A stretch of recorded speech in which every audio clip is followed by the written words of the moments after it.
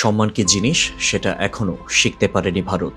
নির্লজ্জের মতো আচরণ না করেও সব করা যায় সেটা বুঝতে পারেনি তারা। কি নাটকটাই না করলো মোস্তাফিজুর রহমানের 9,20,00,000 রুপি নিয়ে। মানে নিচু জাতের পরিচয় দিয়েছে দেশটি। একজন খেলোয়াড়কে মোটা অঙ্কের অর্থ দেবে না বলে কত কাণ্ড, শেষ পর্যন্ত তাকে সরিয়ে দিয়েছে আইপিএল হতে। আর এটাই তো তাদের কপাল পুড়িয়ে দিয়েছে। এমন কোনো দিক নেই যে দিক হতে ধরা খায়নি তারা। প্রথমত মোস্তাফিজের 9,20,00,000 রুপি বাঁচাতে গিয়ে এখন নিজেরাই ক্ষতির মুখে 900 কোটির। কারণ বাংলাদেশ তো বলেই দিয়েছে প্রয়োজনে বিশ্বকাপ খেলবে না, তবুও ভারতে যাচ্ছে না বিশ্বকাপ খেলার জন্য। যদি বাংলাদেশ না যায় তবে 4টি ম্যাচ সরে যাচ্ছে তাদের দেশ থেকে। তাতে বাংলাদেশের কেউই পা রাখবে না দেশটিতে, যার ফলে হোটেল ব্যবসা, টিকিট ব্যবসা, চ্যানেল, টিআরপি সহ সব মিলিয়ে দেখা যেতে পারে ভারতের লস 900 কোটি রুপি। একদিকে তারা মুস্তাফিজকে ছেড়ে দিয়েছে, এবার সেটার ফায়দা লুটে নিয়েছে তাদের সবচেয়ে বড় প্রতিদ্বন্দ্বী দেশ পাকিস্তান। নিজেদের লিগে ডেকে নিয়েছে কাটার মাস্টারকে। যেহেতু আইপিএল এর জন্য বিসিবি আগেই এনওসি দিয়ে রেখেছিল, তাই পিএসএল খেলতেও অসুবিধা নেই। যেহেতু দুটি লিগ চলবে প্রায় একই সময়ে, তাই সেই সুযোগ কাজে লাগিয়ে ফিজের নাম উঠিয়ে দিয়েছে পিএসএল নিজেদের লিগের জন্য।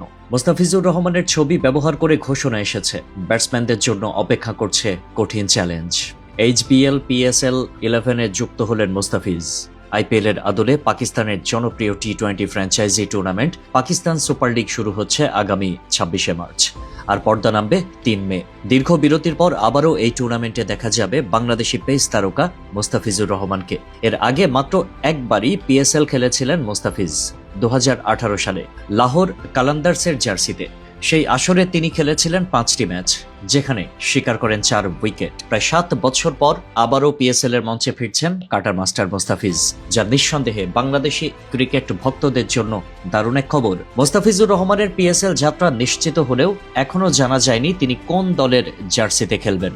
যদিও তারকা এই বাঁহাতি পেসারকে প্লেয়ার্স ড্রাফট থেকেই দলে টানবে কোনো না কোনো ফ্র্যাঞ্চাইজি, এ নিয়ে প্রায় নিশ্চিতই সবাই। তবে কবে অনুষ্ঠিত হবে সেই ড্রাফট তা এখনো আনুষ্ঠানিকভাবে ঘোষণা করা হয়নি। এবারের আসরটি হতে যাচ্ছে পিএসএল এর ইতিহাসে এক নতুন অধ্যায়। প্রথমবারের মতো 8টি দল অংশ নিতে যাচ্ছে এবারের প্রতিযোগিতায়।